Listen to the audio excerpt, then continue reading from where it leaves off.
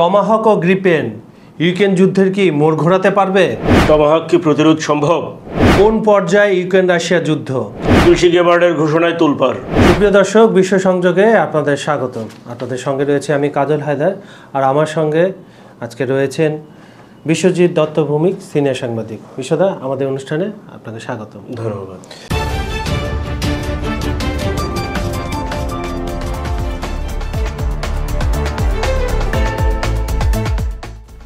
দর্শকদের কমেন্ট পড়ে তারপর আমরা মূল অনুষ্ঠানে চলে যাই। ঠিক আছে। জগদীশ চক্রবর্তী নামে আমাদের এক দর্শক লিখছেন, কোয়াইট ন্যাচারাল। গতকাল একটা পর্ব করেছিলাম আপনার যুদ্ধ নিয়ে ইউক্রেন রাশিয়া, ওই পর্বটা দেখে উনি মন্তব্য করেছেন। ধন্যবাদ আপনাকে মন্তব্য করার জন্য। চিন্ময় লিখছেন আরেকজন দর্শক, বিশ্বের সব দেশের উচিত সবগুলো দেশ এক হয়ে আমেরিকার বিরুদ্ধে যাওয়া। এটা সম্ভব না, কারণ কোনো না কোনোভাবে প্রতিটা দেশের সাথে আমেরিকার কিছু না কিছু সম্পর্ক রয়েছে। আমেরিকার আজ্ঞাবহ দেশের সংখ্যা 90টারও বেশি। এই কারণেই সম্ভব না। জগদীশ নামে আরেকজন বলছেন, western code assess the probably outcome, তাতে প্রস্তুত থাকা দরকার। ধন্যবাদ আপনাকে আপনার মন্তব্যের জন্য। আশরাফুদ্দিন নামে সর্বশেষ দর্শক, উনি লিখেছেন, idea of Ukraine buffer state not bad. It is best tools present time to stop war. War should be stopped urgently for peace. উনি ওনার বাফার স্টেট দিয়ে এটা শান্তির পক্ষে কথা বলেছেন। ধন্যবাদ, ভালো বলেছেন দাদা। যেহেতু আমি দর্শকদের মাঝে বলে ফেললাম যে ইউক্রেন রাশিয়ার যুদ্ধ, তাহলে আপনি একটু বলেন আবার টমাহক দেওয়ার ব্যাপারে, আর ওখান থেকে সুইডেনের গ্রিপেন যুদ্ধ বিমান, এই দুটো দেওয়ার ব্যাপারে কথা টথা হচ্ছে, সব কিছু হচ্ছে। এখন এইগুলার কার্যকারিতা বা এগুলো কি যুদ্ধের মোড় ঘোরাতে পারবে কি না, আপনাকে ফ্লোর দিয়ে দিলাম। আপনি একদম সুন্দরভাবে প্লেন উড়ান, মিসাইল মারেন, যা করেন প্রতিরোধ করেন, দর্শকদের সেভাবে আপনি একটু সহজ ভাষায় বলেন। তার আগে ধন্যবাদ আপনাকে। অনেকগুলো প্রশ্ন একেবারেই ছুড়ে দিয়েছেন। একে একে আমি প্রশ্নগুলোর সমাধান খুঁজি। যুক্তরাষ্ট্র এবং তার পশ্চিমা মিত্ররা ইউক্রেনকে F-16 যুদ্ধ বিমান দিয়েছে। সেই F-16 যুদ্ধ বিমান কি ইউক্রেন যুদ্ধে এখন পর্যন্ত ভূমিকা রেখেছে? তেমন কিছু না, খালি উড়াতে কি পেরেছে? একটা ভূপাতিত হয়েছে 2-3টা, এটা মাঝে মধ্যে গণমাধ্যমে এসেছে। তো যেটা হচ্ছে শুধু অস্ত্র কিন্তু হচ্ছে যে আপনার যুদ্ধ জয় করতে পারে না। যুদ্ধ জয়ের একটা অনুষঙ্গ হচ্ছে অস্ত্র, তাই তো? যদি হয়, আপনার যে অস্ত্রগুলো ধরেন, আপনি যেখানে বলছেন যে টমাহক প্রথম ব্যবহার করা হয় উপসাগরীয় যুদ্ধে 1991 সালে, ঠিক আছে?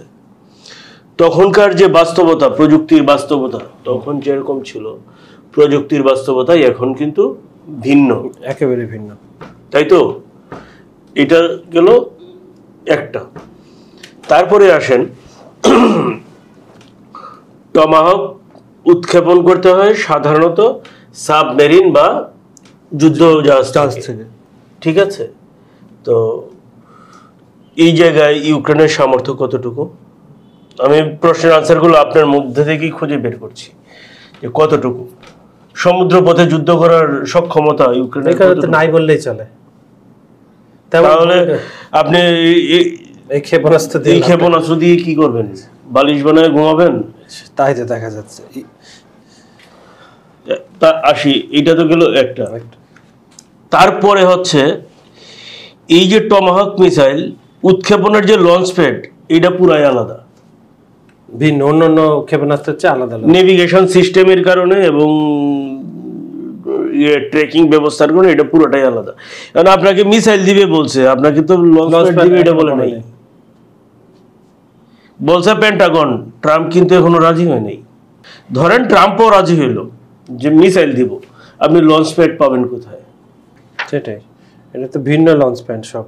তাহলে দেখেন কি দাঁড়ায়।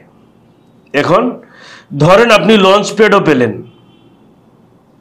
আমি তর্কের খাতিরে ধরে নিচ্ছি কিছু লঞ্চ প্যাডও দেওয়া ক্ষেপণাস্ত্রের সাথে, কিন্তু লঞ্চ করার যে প্রযুক্তির প্রশিক্ষণ, এটা কোথায় পাবেন? এখন মার্কিন সেনা তো এসে এখানে সেটা ডিপ্লয় করবে। বলা হয় যে এই টমাহক মিসাইল উৎক্ষেপণের দক্ষতা একমাত্র আমেরিকার মেরিন সেনাদেরই আছে, আর কারো নাই। তাহলে এই প্রশিক্ষণ আপনি কোথায় দিবেন? এটা হচ্ছে যে বাস্তবতা। এখন আসি যে আরেকটা জানি কি বলছেন, দেখেন যে যুক্তরাষ্ট্র এবং পশ্চিমারা তাদের একে একে তুরুপের তাস কিন্তু কম বেশি সবই ইউক্রেনকে দিয়েছে।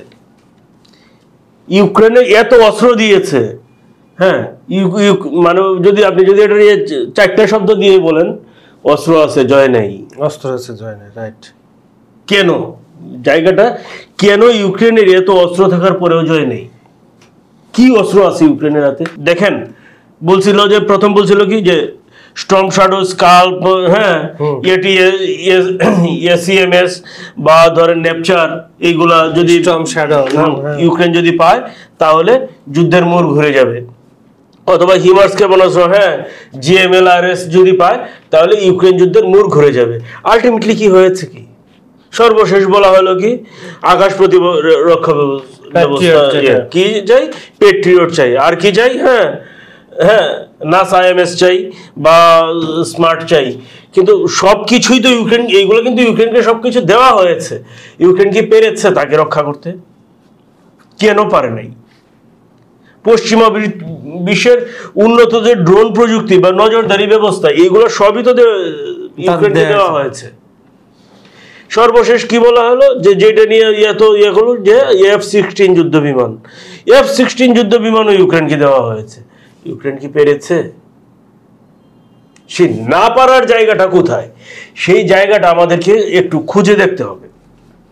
এখন যদি আসি যে আপনার দেখেন F-16 বলেন বা গ্রিপেন যুদ্ধ বিমান বলেন, হ্যাঁ, এগুলা যুদ্ধক্ষেত্রে পরিবর্তন আনতে পারে, কিন্তু বিষয়টা হচ্ছে কি এই বিমানগুলোর তো চালানোর যে দক্ষতা, সেই দক্ষতা আপনাকে অর্জন করতে হবে নাকি? বিমান তো আপনার এটা রোবটে চালাবে না, পাইলট চালাবে।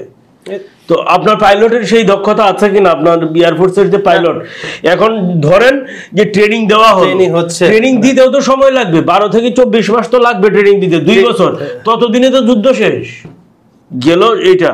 এখন দেখেন যদি টমাহক মিসাইলের বিশেষত্ব কি, এটা খুব নিচ দিয়ে যায়, গিয়ে আঘাত হানে, বিষয়টা যেন রাডারে ধরা পড়ে। এখন বলা হয় যে রাডারে ধরা পড়ে, এটা হচ্ছে পশ্চিমাদের দাবি ধারণা। হ্যাঁ, আমি এইটাও বিশ্লেষণ করব আপনাদের যে রাডারে ধরা পড়ে কি পড়ে না, আসতেছি। মানে আমি যদি আগেই যদি বলে দিই যে রাডারে ধরা পড়ে কি পড়ে না, তাহলে তো আর হলো একটু বিশ্লেষণের বিষয় আছে, কেন আমি এটাকে ডিফেন্ড করব।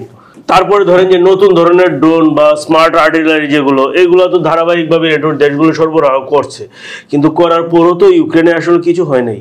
এখন দেখেন যুদ্ধের কিছু কৌশল বোঝা যায়, হ্যাঁ, মাঠের বাস্তব চিত্র কি বা ভবিষ্যৎ কি হতে পারে।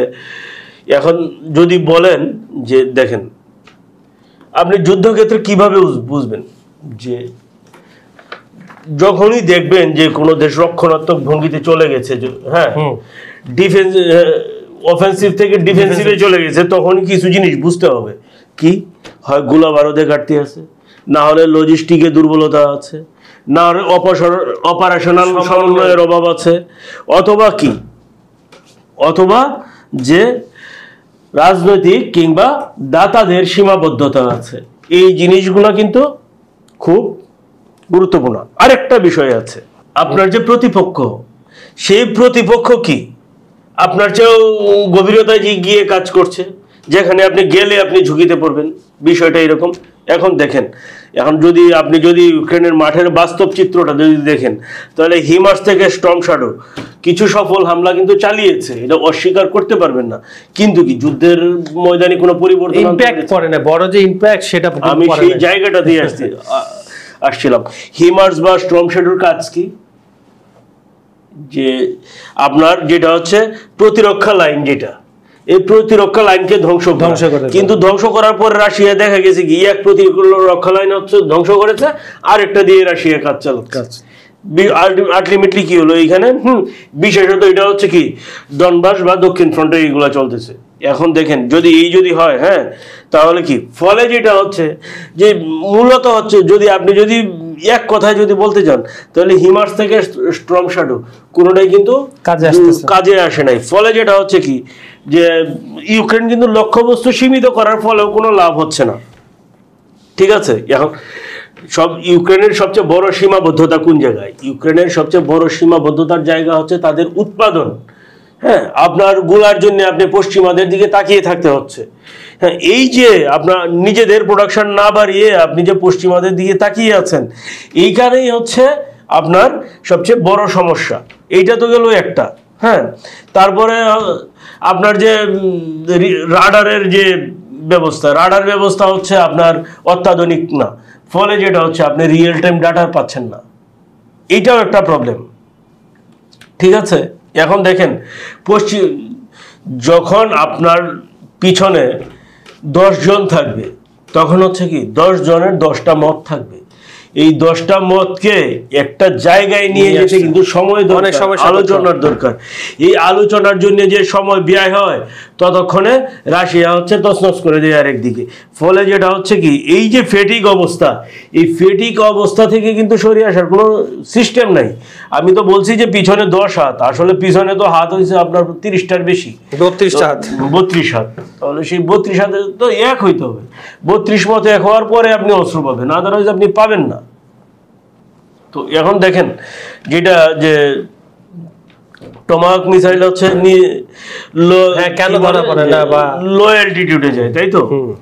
একটা সময় তো আপনার টমাহক মিসাইল যখন আপনার 1991-এ উপসাগরে যুদ্ধ ইউজ করা হয়, হ্যাঁ, এরপরে আফগানিস্তানে ইউজ করা হয়েছে। এই দুইখানে টমাহক মিসাইল ইউজ করা হয়েছে। 1991 সালে যে ইউজ করা হয়েছে, প্রতিপক্ষ কে ছিল? ইরাক। ইরাকের কোনো আকাশ প্রতিরক্ষা ব্যবস্থা ছিল তখন? আমি প্রশ্নগুলো আপনাকে ছুড়ে দিচ্ছি। কখনোই ছিল না। আফগানিস্তানে কি কোনো আকাশ প্রতিরক্ষা ব্যবস্থা ছিল ভাই? এখনো পর্যন্ত কি আছে? আপনার জানা নাই। তাহলে পরে আপনি যে সব দেশে পরীক্ষা চালিয়েছেন বা যে সব দেশে ব্যবহার করেছেন, হ্যাঁ, তাদের কোনো আকাশ প্রতিরক্ষা ব্যবস্থা নাই। আপনি বলছেন কি যে এটা ধরা পড়বে না, রাডারে ধরা পড়ে না, ওদের রাডার নাই, ওদের রাডারই নাই। হ্যাঁ, ওদের ধরাতে উন্নত মানের রাডারই তখন ছিল না, ওদের রাডারই ছিল না। আর আপনি বলছেন যে রাডারে ধরা পড়ে না, দুইটা কি এক জিনিস? এখন দেখেন যে বলা হচ্ছে কি যে টমাহক নিখুঁত। আরে ভাই, আপনি বাধার সম্মুখীন হন নাই, নিখুঁত কিভাবে বলেন? বাধার সম্মুখীন হন নাই, আপনি নিখুঁত কিভাবে বলেন? আপনি রাডারকে ডিফেন্ড করেননি, হ্যাঁ, আপনি হচ্ছে আকাশ প্রতিরক্ষা ব্যবস্থাকে ডিফেন্ড করেন, তারপরে বলেন আপনি নিখুঁত। এতদিন তো আপনি হচ্ছে এগুলার এতে পড়েন নাই। তবে হ্যাঁ, একটা জিনিস কিন্তু বলতেই হচ্ছে, এই টমাহক মিসাইলের লঞ্চ প্যাড ইউক্রেন পাক বা না পাক, মিসাইল তো পাচ্ছে। মানে এখন পর্যন্ত সম্ভাবনা কিছুটা জেগেছে, তাই তো? তো এতে রাশিয়ার হচ্ছে যেটা সেন্ট পিটার্সবার্গ পর্যন্ত কিছু স্থাপনা হচ্ছে ঝুঁকিতে থাকবে। একটা জিনিস যে আপনার প্রেসিডেন্ট যদি এটাকে, আমেরিকার প্রেসিডেন্টের কথা বলছি, আমেরিকার প্রেসিডেন্ট যদি আপনার অনুমোদন দিয়ে দেয়, তাহলে রাশিয়ার সাথে সম্পর্ক কি হবে সেটা রাশিয়া কিন্তু আগেই ঘোষণা দিয়েছে। শুধু ঘোষণা, ফলে যেটা হয়েছে এটা কিন্তু তৃতীয় বিশ্বযুদ্ধের দিকে নিয়ে যাবে, এটা একটা বিষয়। হ্যাঁ, এখন দেখেন টমাহক মিসাইল কিন্তু যুদ্ধের কৌশল পরিবর্তন করতে পারবে না। রাশিয়া কিন্তু একটা স্টেডি করে যাচ্ছে। জি হ্যাঁ, এখন ধরেন রাশিয়া হচ্ছে যে সর্বশেষ হচ্ছে 2টা পরীক্ষা চালিয়েছে, হ্যাঁ, 2টা হাইপারসনিক অস্ত্র, পরমাণু চালিত, হ্যাঁ, পরীক্ষা চালিয়েছে। একটা হচ্ছে ভূমি থেকে নিক্ষেপণযোগ্য, আর একটা হচ্ছে সাবমেরিন থেকে, একটা হচ্ছে সাগরে ঢেউ সৃষ্টি করে হচ্ছে আপনার উপকূলীয় এলাকা ধ্বংস করে দিতে পারে, আর একটা হচ্ছে হ্যাঁ ঘন্টার পর ঘন্টা, দিনের পর দিন আকাশে বসে থাকতে পারে। তাই তো? সেটাই ঝড়ের পাখি। তো এখন দেখেন তাহলে এই দুইটা কি বসে থাকবে? অবশ্যই না। রাশিয়া তো অলরেডি মোতায়েনের নির্দেশ দিয়ে দিয়েছে। তো আপনার টমাহক কি হবে এখন বলেন। আচ্ছা, এখন আপনি যে টমাহকের ইতিহাসটা বললেন, প্রথমে হচ্ছে গালফ ওয়ার 1991-এ, আর তারপরে হচ্ছে আফগানিস্তান ওয়ার। এই দুই দেশে তো আপনার ডিফেন্স, এয়ার ডিফেন্স ব্যবস্থাও ছিল না, প্লাস হচ্ছে ভালো উন্নত মানের, আফগানিস্তানে তো রাডার ছিলই না, ইরাকে থাকলেও সেই পরিমাণে ছিল না। এত বছর পরে টেকনোলজি উন্নত হয়েছে, আপনার কথা আমরাও জানি, এই টেকনোলজি বিভিন্ন দেশ উন্নত করেছে। আপনার কথা যেটা বোঝা যাচ্ছে, সে শক্ত প্রতিপক্ষের নজরদারিতে এখনো টমাহক পড়েনি। আচ্ছা, আজকের অনুষ্ঠানে সর্বশেষ একটা প্রশ্ন আপনাকে করি, সেটা হচ্ছে আপনি জানেন যে গত 2-1 দিন ধরে মার্কিন যুক্তরাষ্ট্রের যিনি ওই যে সাবেক জাতীয় গোয়েন্দা সংস্থার যে পরিচালক ছিলেন তুলসী গাবার্ড, ওনার একটা তুলসী গাবার্ড হচ্ছে ট্রাম্পের নিরাপত্তা উপদেষ্টা, এখন উপদেষ্টা আছেন। উনি আগে জাতীয় গোয়েন্দা সংস্থা ছিলেন, সাবেক কংগ্রেস সদস্য হাওয়াইয়ের। তো উনার একটা মন্তব্য সারা পৃথিবী জুড়ে মোটামুটি তোলপাড় সৃষ্টি করেছে। মন্তব্যটা আপনি বললাম না, আপনি শর্ট করে এটা শেষ করে দেন, যেহেতু সময় কম। আসলে বিষয়টা হচ্ছে কি, বাহরাইনের মানামা সম্মেলনে, আচ্ছা, মানামায় যে নিরাপত্তা সম্মেলন চলছে, এই মানামা সংলাপে তুলসী গাবার্ড আসলে যে কথাটা বলেছে, যুক্তরাষ্ট্র অন্য দেশের সরকার বদলের যে নীতি এতদিন প্রয়োগ করে আসছে সেইখান থেকে সরে আসবে। এটা তুলসী গাবার্ড বলছে, এটা যুক্তরাষ্ট্রের নতুন কৌশল, বা যেটা বলছে যুক্তরাষ্ট্রের বিদেশ নীতিতে বা রেজিম চেঞ্জে এটা অন্তর্ভুক্ত করা হয়েছে, শেষ করতে। তার মানেটা আমি আপনাকে এইখানে বাস্তবতাটা আমি বলবো, এটা কি আদৌ সম্ভব কিনা। আচ্ছা, তার মানেটা কি হচ্ছে, এই যে দেশে দেশে সরকার পতনের পিছনে যে কলকাঠি নাড়ানো, এই কলকাঠি নাড়াচ্ছে কে? মার্কিন যুক্তরাষ্ট্র।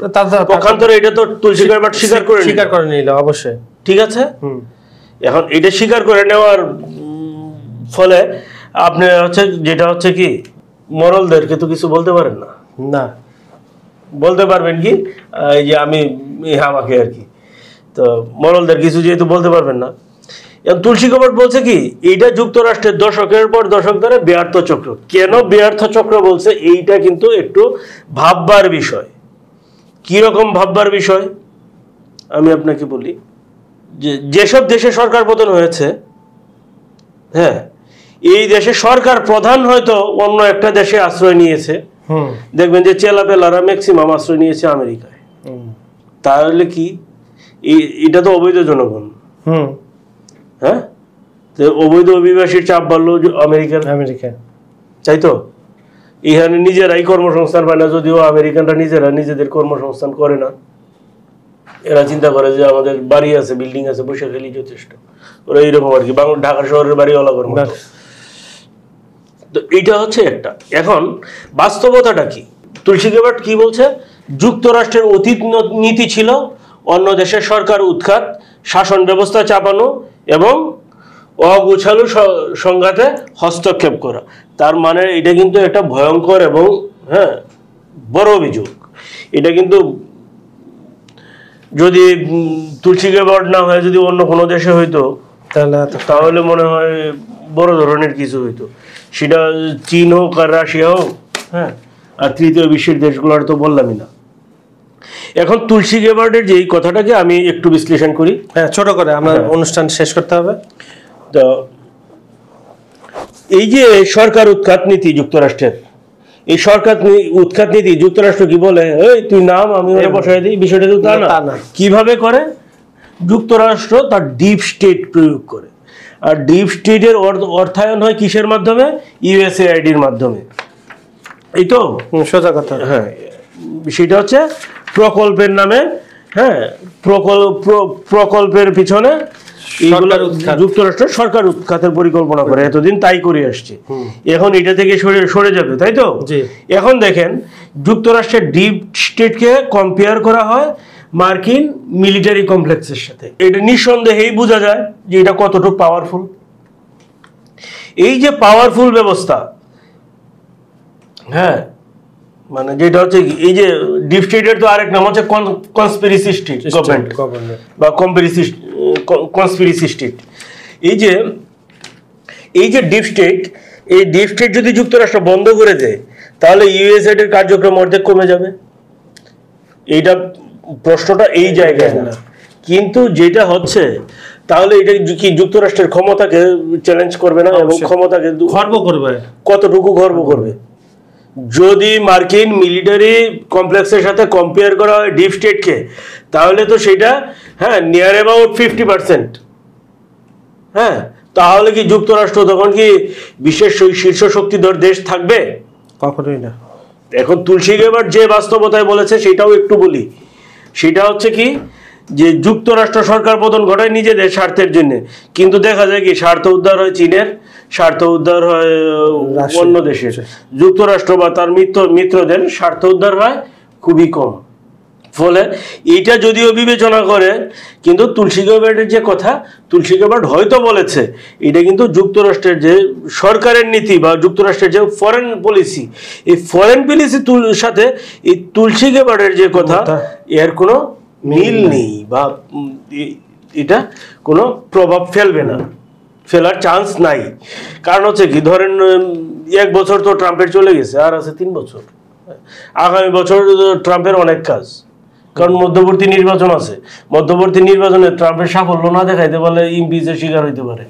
তো তাকে তো সেই জায়গায় তাকে যাইতে হবে, সেই অ্যাচিভমেন্টে যেতে হবে। সেই অ্যাচিভমেন্টে ট্রাম্প কি যেতে পেরেছে? আমার তো মনে হয় আর ধারে কাছেও যেতে পারে না, আরো লেজের উপর অবস্থা করেছে। ঠিক আছে। আচ্ছা দাদা, আপনাকে আরেকবার আমরা নিয়ে আসবো হয়তো বা এই সপ্তাহে, সেটা এই ডিপ স্টেট নিয়ে। আপনি আগেও বলেছেন, এখন যে ইম্প্যাক্ট গুলো হবে এটা নিয়ে আপনি বিস্তারিত বলেন। আজকের অনুষ্ঠানটা শেষ করছি। সুপ্রিয় দর্শক, আমাদের ভিডিওগুলো লাইক কমেন্টে শেয়ার করবেন। আর আপনারা কোথা থেকে দেখছেন, ঢাকার কোন জেলা থেকে দেখছেন, বাংলাদেশের কোন বিভাগ থেকে দেখছেন, নাকি দেশের বাইরে থেকে, এটা আপনারা লিখলে আমাদের জন্য সুবিধা হয়। আমরা ভাবলাম যে সারা বিশ্বে আমাদের দর্শক ছড়িয়ে ছিটিয়ে আছে। আমাদের ভিডিওগুলো লাইক কমেন্টে শেয়ার করবেন, আমাদের চ্যানেলটি সাবস্ক্রাইব করে রাখুন।